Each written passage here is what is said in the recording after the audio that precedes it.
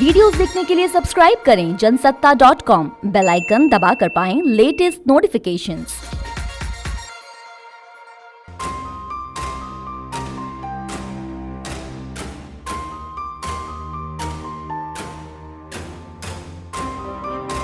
नमस्कार, जनसत्ता में आपका स्वागत है। उत्तर प्रदेश विधानसभा चुनाव में जहां बीजेपी और सपा बसपा एक दूसरे के वोट बैंक में सेंध लगाने और विधानसभा में सीटों को बढ़ाने की जुगत के साथ उतरेंगी, वहीं देश की सबसे पुरानी पार्टी कांग्रेस अपने वजूद को बचाए रखने के लिए विधानसभा चुनाव में उतरेगी। क्योंकि पिछला विधानसभा चुनाव कांग्रेस के लिए किसी बुरे सपने से कम नहीं था। विधानसभा चुनाव में सपा के साथ गठबंधन करके कांग्रेस ने 114 सीटों पर अपना दम आजमाया था, मगर उसे महज 6.25% वोट शेयर और सिर्फ 7 विधानसभा सीटें ही हासिल हो पाई थीं, जबकि 49 सीटों पर पार्टी दूसरे स्थान पर रही थी। –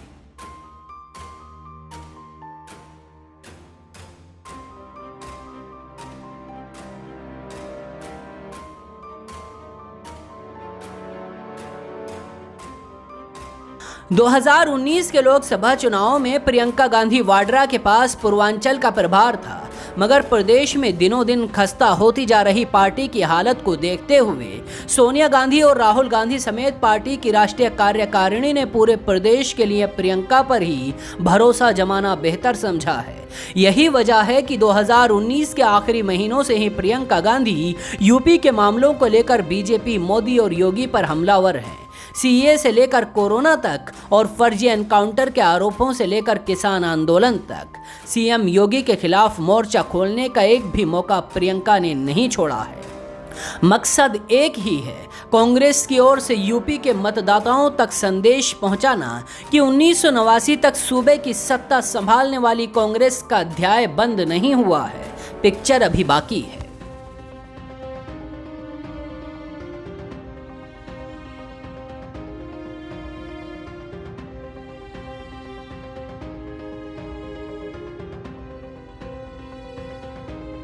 लंबी लड़ाई के लिए मोर्चाबंदी की शुरुआत वहीं से की जाती है जहां थोड़ी बहुत शक्ति बाकी हो।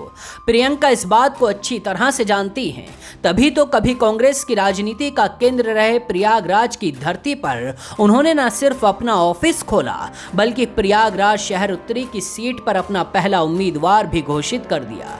प्रियंका की नजर प्रयागराज के रास्ते पूर्वांचल के किले पर दोबारा कब्जा जमाने की है, जो कभी कांग्रेस का मजबूत गढ़ माना जाता था।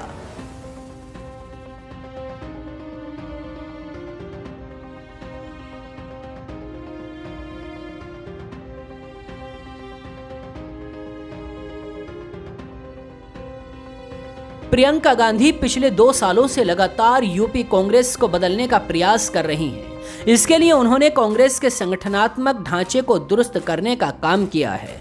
प्रदेश में 500 सदस्यों वाली जंबो कार्यकारिणी को छोटा करने का प्रयास किया। प्रियंका ने पिछड़ी जाति से ताल्लुक रखने वाले अजय कुमार लल्लू को प्रदेश अध्यक्ष बनाया, लेकिन वो संगठन के लिए कुछ खास नहीं कर पाए हैं। यूपी में 115 सदस्यीय कार्यकारिणी का गठन किया गया, जिसमें 16 महामंत्री और 6 उपाध्यक्ष बनाए गए। हालांकि चुनाव को देखते हुए कार्यकारिणी के गठन में जातिगत समीकरण का पूरा ख्याल रखा गया। कार्यकारिणी में 41 अपर कास्ट के नेताओं को जगह दी गई।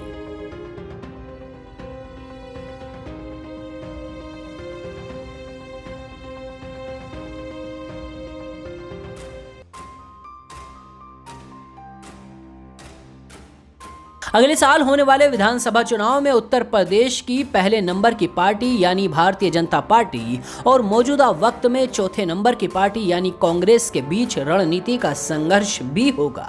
कांग्रेस की ओर से रणनीति बनाने का जिम्मा देश में कई बार अपनी रणनीति को लेकर अपनी उपयोगिता साबित कर चुके प्रशांत किशोर ने संभाला है, तो भारतीय जनता पार्टी की ओर से श्रेष्ठ रणनीति पहले भी कई बार साबित की जा चुकी है। राजनीतिक पंडितों की माने तो 2017 में जिन 7 सीटों पर कांग्रेस को जीत मिली थी, उनके अलावा कांग्रेस का फोकस उन 49 सीटों पर भी है जहां पार्टी दूसरे नंबर पर रही थी। पहले और दूसरे स्थान वाली 56 सीटों को हर हाल में जीतने की रणनीति बनाई जा रही है। इसीलिए प्रशांत किशोर सहित कांग्रेस के शीर्ष रणनीतिकारों ने उत्तर प्रदेश के सभी कांग्रेसी महारथियों को चुनावी मैदान में उतारने का प्रस्ताव किया है। कहा तो ये तक जा रहा है कि अगर पीके की चली तो खुद प्रियंका भी विधानसभा चुनाव लड़ सकती है, मगर ये तो तय है कि प्रदेश कांग्रेस के सभी दिग्गज इस बार चुनाव मैदान में दिखाई देंगे। रायबरेली, अमेठी, कानपुर से प्रतापगढ़, बनारस तक कांग्रेस चुनाव में पूरी ताकत झोंक देना चाहती है। इसके लिए अभी से तैयारियां शुरू हो गई हैं। कांग्रेस के तैयारियों पर आपकी क्या राय है, हमें कमेंट सेक्शन में जरूर बताइएगा और यूपी चुनाव से जुड़ी हर खबर के लिए बने रहिए जनसत्ता के साथ।